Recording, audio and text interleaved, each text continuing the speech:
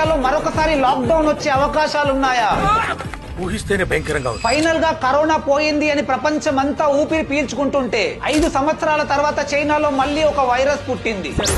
దీని పేరు HMPV అంటే హ్యూమన్ మెటా న్యూమో వైరస్. చైనాలో ఇప్పుడు ఈ వైరస్ చాలా వేగంగా స్ప్రెడ్ అవుతుంది. దీని లక్షణాలు చాలా వరకు కరోనా వైరస్ ను పోలి ఉన్నప్పటికీ ఒక సీజనల్ ఫ్లూ అన్నట్టుగానే చెబుతున్నారు. కానీ ఇప్పుడు అక్కడి హాస్పిటల్స్ పరిస్థితి చూస్తుంటే ఈ వైరస్ ప్రభావం అక్కడ ఏ రేంజ్ లో ఉందో మనకు క్లియర్ గా తెలుస్తుంది. నెక్స్ట్ ఫ్యూ వీక్స్ లో ఈ వైరస్ ఇండియాకు కూడా స్ప్రెడ్ అయ్యే అవకాశాలు ఉన్నట్టు చెబుతున్నారు. ఈ వైరస్ సిమ్టమ్స్ వచ్చేసి fever, running nose and cough. ముఖ్యంగా 5 ఏళ్లలోపు పిల్లల పైన మరియు ఏజ్డ్ పీపుల్ పై ఎక్కువగా ప్రభావం చూపుతుంది. వైరస్ సోకిన వారు దగ్గినప్పుడు, తుమ్మినప్పుడు లేదా ఆల్రెడీ వైరస్ తో కంటామినేట్ అయిన సర్ఫేస్ ని టచ్ చేసినప్పుడు ఒకరి నుంచి మరొకరికి స్ప్రెడ్ అవుతుంది. ఈ వైరస్ కి ఇప్పటి వరకు ఎలాంటి స్పెసిఫిక్ క్యూర్ కానీ లేదా వ్యాక్సిన్ కానీ లేవు. ఈ వీడియోని వెంటనే మీ ఫ్రెండ్స్ అండ్ ఫ్యామిలీ అందరితో ఖచ్చితంగా షేర్ చేయండి. వాళ్ళను కూడా జాగ్రత్తగా ఉండమని చెప్పండి.